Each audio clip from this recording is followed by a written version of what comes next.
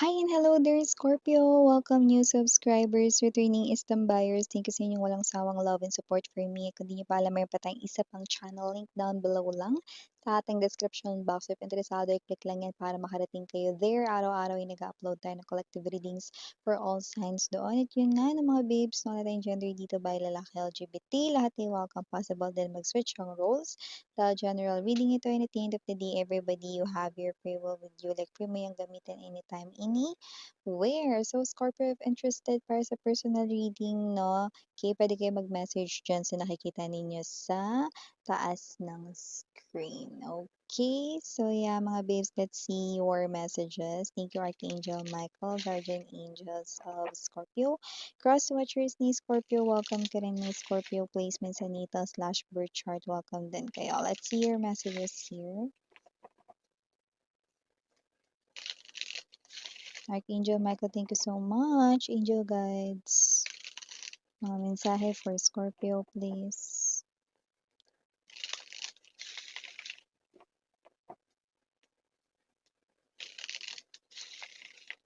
Okay, so let us see what do we have here para sa'yo, Scorpio. Meron ka ditong energies ng Three of Cups, Two of Cups, full energy, Seven of Cups. Meron ako nakikitang friend na madalas mong kausap online or siya yung isa sa mga friend mo na pagka-chinat mo, alam mo nare-replyan kayo. Siya yung isa sa mga friend mo na nakakasandal mo talaga, nakaka-rely mo talaga, no? Four of Cups, Queen of Coins, bottom of the deck, we have here this Two of Swords, Chariot, and the Ace of Coins. Yung friend na yun, mga babes, no, nakikita natin dito. Ayun mga babes 'no, sorry for, that interruption 'no, ang ating pansamantalang commercial. So, let's go back na dito sa ating pinag-uusapan. So, meron ka ditong friend 'no, na nakikita ko na iniisip niya rito kung magta-try ba siya rito 'no, na aminin ang kanyang nararamdaman sa inyo. Possible kaya na magkaroon ng mas malalim na pagtingin ikaw sa kanya. Ooh, Scorpio, your friend is in love with you. Pero sa kabilang banda, I'm also hearing that song, no? Why can't it be? Why can't it be the two of us? Yan, no? Siguro yung iba sa kanila, no, pwedeng nag-try na rito, no, na pahapyaw na iparating sa'yo na gusto ka niya, pero parang hindi mo naman as in nalaman yun. Parang yung sagot ay nagbigay ng question mark sa kanya, pero parang yung naisip niya doon, no, is parang nakita mo lang siya as a friend. But now, maybe this person here will try to, literally tell you, confess to you how he or she really feels for you. Ayan. So, doon na yun, mga babes, na papasok, Scorpio, no? So, pwedeng itong person na to, no, ay nakikita ko rito, no, na person na, okay, kahit nag-aalinlangan siya ngayon, ta-try niya pa rin, no? Pero syempre, suntok ito sa buwan, no? Parang kinakabahan siya kasi paano pagka hindi? Maaaring maging awkward yung pakikitungo mo sa kanya, 'di ba? But yeah, okay, we only live once, YOLO. Kaya ta-try niya pa rin dito, okay, na tingnan, okay, kung, may feelings kayo for him or her, kung puwedeng ma-fall kayo, okay, sa isang kaibigan niyo 'no. Hirap na sa isang kaibigan at baka hindi maintindihan, paano na kaya? Yun 'no, Bugoy Drilo 'no, paano na kaya, oh. So yun 'no, bago rin dito mga babes 'no, natin na, what's this, tingnan pa 'no, natin yung ibang mga anggulo. Okay, gusto ko lang sabihin sa inyo na pahuling mensahe tungkol doon na kung sino man yung friend mo na yun, matagal-tagal ka na rin niyang gusto. Okay, at mukhang, nag-uumapaw na rito yung damdamin niya for you kaya oras na para sabihin niya. Kaya parang may energy siya rito, wala na rin siyang parang gaanong, pakialam though kinakabahan 'no. Mas maganda ng subukan. Atapang-atao.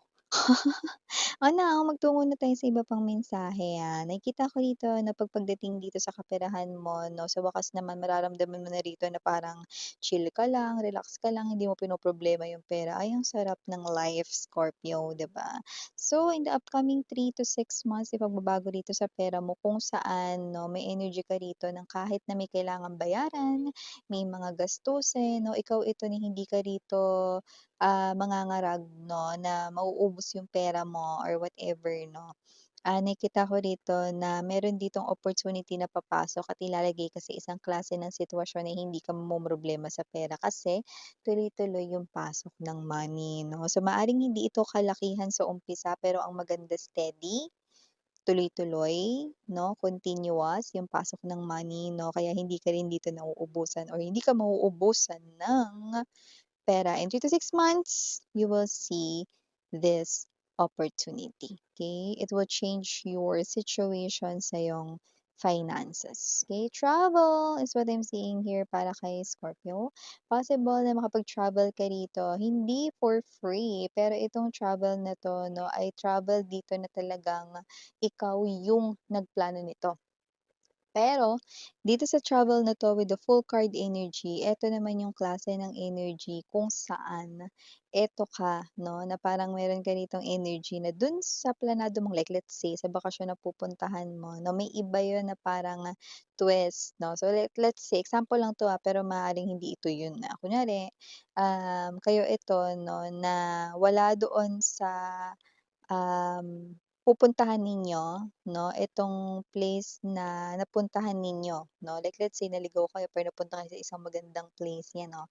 Ta's nakikita ko dito na maaaring diyaan makita mo yung dati mo rito, one of the past person in your life 'no. Hindi yung ex mo more likely nakuha ko puwedeng dating kaklase nung elementary or nung high school 'no, 'yan.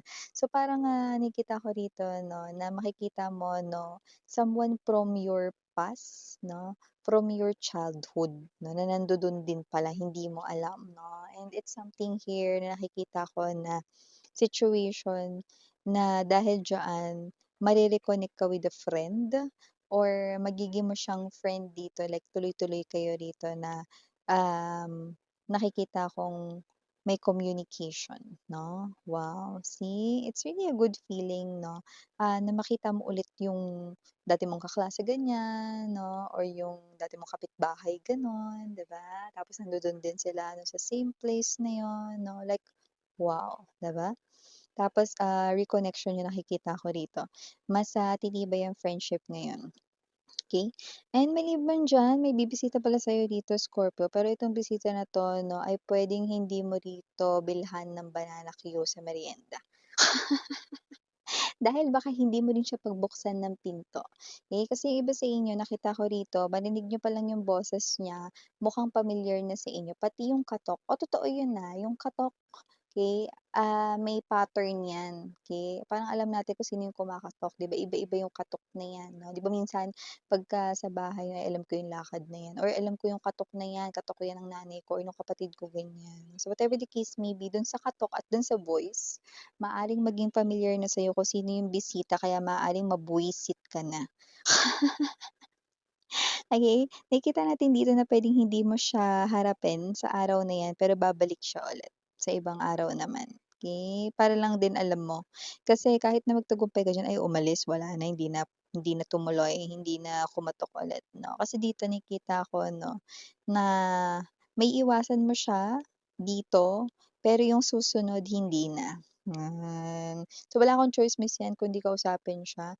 Hindi naman sa gano'n, pero nakikita ko kasi dito na mas awkward na kasi personal na kayo ditong magkikita. Nakikita ko talaga kasi makikita ka niya personally, makikita mo rin siya personally. So, nasa sa'yo kung sasabihin mo na, "Mamadali kasi ako, eh," 'yan, oh, or "Pupuntahan ako ngayon, eh, pasensya ka na," 'yan, oh, nasa sa'yo.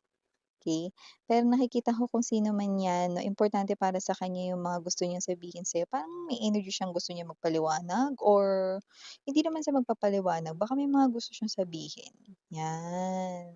Yung energy niya, yung energy ng may kasalanan. Ganong klase ng energy. Maliban diyan na may opportunity rin na bago rito. Kung gusto niyo lumipat ng bagong trabaho pero wala pa kayong malipatan, huwag kayong mag-alala dahil nakikita ko rito 'no, na 'yang pagbabrowse mo sa cellphone mo 'no, 'yan nakikita ko diyan na diyan mo talaga 'yan makikita ang magandang opportunity na 'yan. Huwag kayong mag-alala, hindi kayo rito mapupunta sa illegal 'no.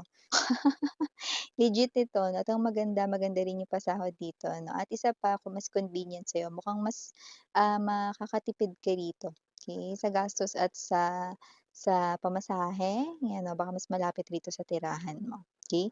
Yung iba maaari rin 'no, lalo na kung kayo 'to na hindi natutulog sa mga pampublikong sasakyan 'pag bumabiyahe kayo. Lalo na yung mga dilat na dilat tapos ang gusto laging nandodo'n sa ano, puwesto ng may bintana. 'Yan 'no, mag-pay attention kayo sa mga nakikita ninyo sa paligid niyo 'no, yung mga advertisement na nakadikit sa mga trains, sa mga bus, 'yan 'no. So dun ko nakikita rin yung opportunities for you guys. But more likely, yung opportunities na 'to sa work or new work 'no, new job ay makikita ninyo sa online while browsing your phone, okay. So yung iba, tigil niyo muna yung mga paglalaro sa inyong mga phones 'no, 'pag may lumabas diyan, pay attention, okay, ganyan, okay. Last but not the least, kung may ka-in relationship na kayo ngayon, I do see partnership. Possible na mag-business kayong dalawa ng partner mo 'no, and for some reason, okay, ito yung first time niyo magbi-business pero ang ganda 'no, nakikita ko na magbo-boom 'yan 'no. Magbo-boom miss 'yan, eh, paano kung ano, yung tuloy-tuloy yung gusto namin 'no, kang nega. Magtutuloy-tuloy 'yan 'no. Nakikita ko dito mga babes 'no, na kung ano kasi yung magiging negosyo niyo ng iyong, baby, yes. Nakikita ko niyan ay, I don't know if it's nasa trend or hindi nawawala sa uso, 'yan, papatok, eh, you know. Hindi siya mawawala sa uso, papatok, 'yan. So, nakikita ko magtutuloy-tuloy at dahil diyan kung hindi pa kayo kinakasal, eh, makakapag-ipon kayo rito in no time ng baby mo, yes. So, nakikita natin dito. So, may mga mensahe here for ya, ganay Mariana only for the girls and Yana din for the boys. Sarang yung love and light, tira. Annyeong.